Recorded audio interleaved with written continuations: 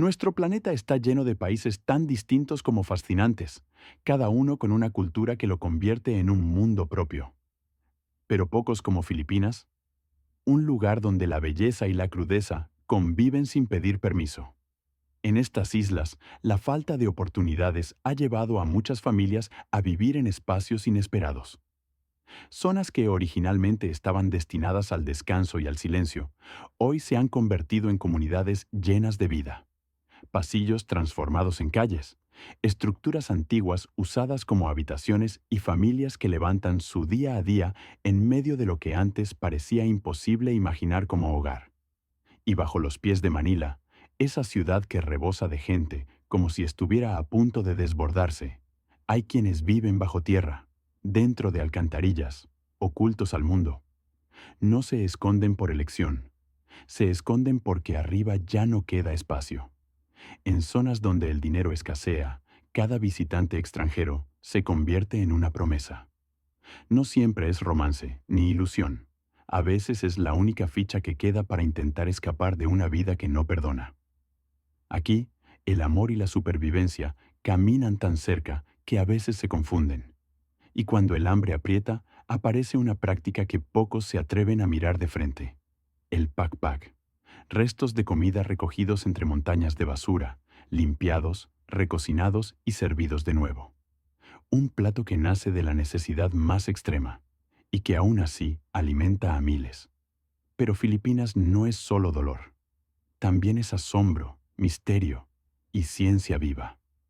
En el sur, entre aguas azules que parecen infinitas, vive un pueblo capaz de hazañas que rozan lo imposible. Hombres y mujeres que se sumergen durante minutos eternos y descienden a profundidades que desafían al cuerpo humano. No son leyendas, son los Bajau, una comunidad cuya biología se ha moldeado para vivir casi como criaturas del océano. Así es Filipinas, una nación de contrastes extremos, donde la maravilla y la tragedia coexisten como dos caras de la misma moneda. Un país que no necesita adornos para impactar. Solo necesita que te atrevas a mirar sin parpadear. Quédate. Lo que estás por ver no es un simple viaje.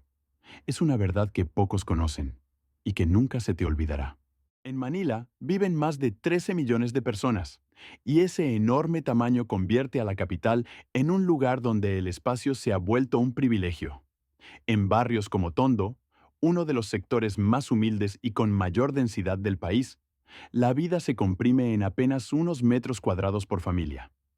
Los servicios básicos, como el agua o la electricidad, llegan de forma irregular, y la necesidad se siente en cada callejón, en cada casa improvisada. Aquí, la pobreza no es un número en un informe, es una realidad diaria que marca el ritmo de la vida de miles de personas. Ante la falta de oportunidades, muchas familias han tenido que recurrir a métodos extremos para poder llevar comida a la mesa. Una de las prácticas que más ha sorprendido al mundo por su dureza es el pac-pac. Nació de la necesidad, pero con el tiempo se convirtió en parte de la rutina de miles de familias que no tienen otra alternativa. El término significa sacudir en filipino y hace referencia a comida recuperada de los desechos de restaurantes o mercados, especialmente de comida rápida. Pueden ser trozos de pollo, arroz, carne o cualquier alimento que haya sido descartado. Esos restos se limpian, se vuelven a cocinar y luego se venden a muy bajo precio, o se consumen directamente por quienes los recolectan. En cocinas improvisadas y pequeños puestos callejeros, la comida se revisa con cuidado. Se retira lo que no sirve, se hierve para intentar hacerlo más seguro y finalmente se prepara para alimentarse o venderse.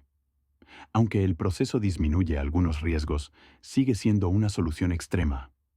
Pero cuando no hay más opciones, el peligro pasa a segundo plano.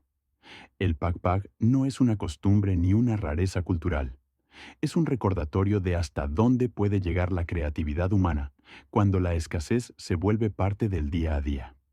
Y mientras en las calles de Manila se cocina lo que otros descartaron, en las costas del país otras comunidades enfrentan retos muy distintos, pero igual de profundos: los Bajau, los llamados nómadas del mar. Durante generaciones han vivido sobre pequeñas embarcaciones, moviéndose entre islas como si el océano fuera una carretera sin fin. Su relación con el agua es tan profunda que muchos pueden descender a grandes profundidades y permanecer bajo el mar durante largos minutos confiando solo en su propio cuerpo. ¿Tú serías capaz de aguantar tanto tiempo sin respirar? Para ellos es parte de su rutina diaria: bucear, pescar y encontrar alimento donde otros solo ven un abismo azul. Pero su mundo está cambiando. La contaminación, la pesca industrial y el deterioro del mar han reducido drásticamente los recursos de los que dependen, poniendo su estilo de vida al borde de la desaparición.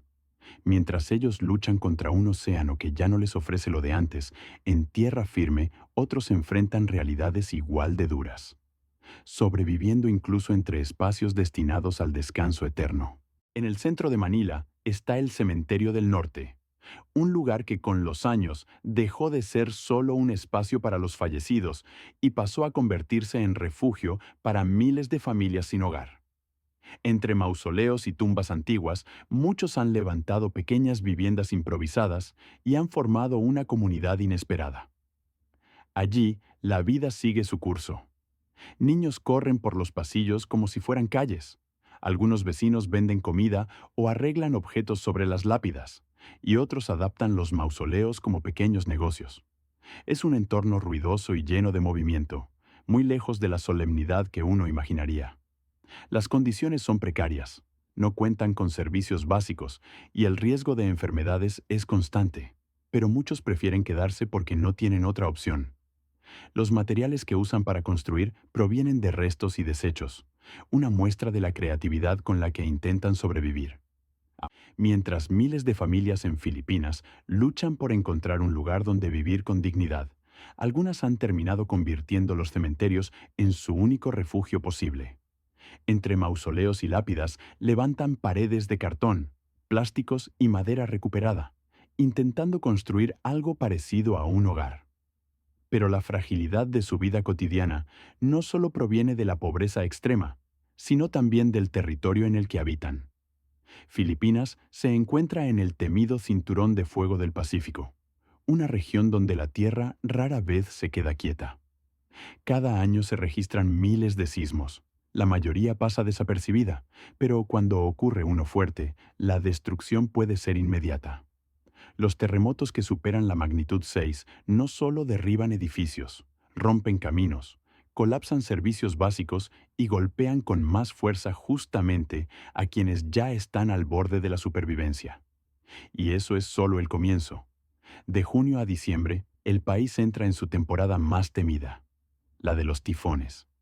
Unos 20 ciclones azotan el archipiélago cada año, y algunos llegan con una violencia que marca generaciones enteras. El tifón Haiyan, en 2013, es un ejemplo imposible de olvidar. Vientos descomunales, inundaciones repentinas y millones de personas que lo perdieron todo. Para quienes viven en estructuras endebles, un solo tifón puede borrar años de esfuerzo en cuestión de minutos. A estas amenazas se suma otra fuerza imparable: los volcanes.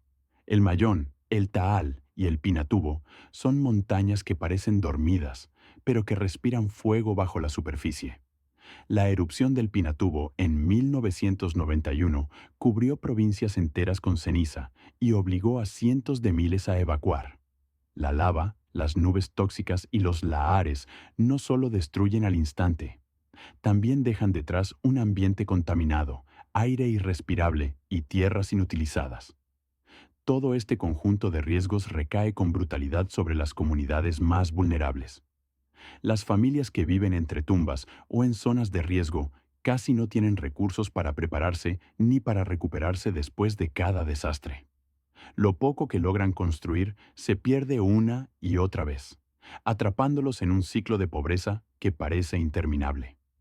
Filipinas es un país hermoso y lleno de gente fuerte, pero también es un territorio donde la naturaleza prueba constantemente los límites de quienes menos tienen.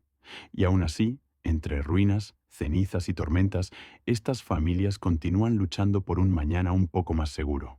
Manila es una de las ciudades más abarrotadas del planeta, Un lugar donde el espacio se mide en centímetros y el futuro parece esconderse de quienes menos tienen. Entre el caos del tráfico, el desempleo creciente y una natalidad que no se detiene, la pobreza no solo nace, se hereda. Generación tras generación intenta romper un ciclo que parece hecho de concreto.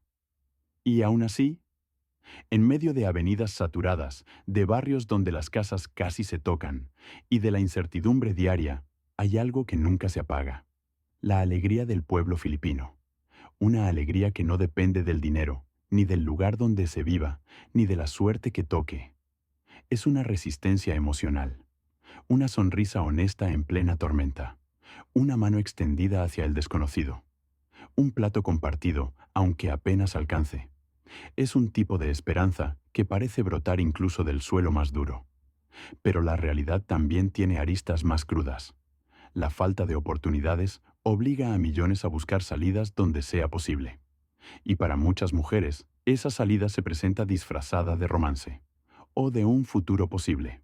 En un país donde millones sobreviven con menos de $10 al día, algunas filipinas ven en los hombres extranjeros una opción para escapar de la pobreza. No es solo un deseo romántico, es supervivencia. Es la posibilidad de enviar dinero a sus familias, de estudiar, de tener una casa segura, o simplemente de no preocuparse por la comida del siguiente día. Con el tiempo, este fenómeno dejó de ser espontáneo. Se volvió industria.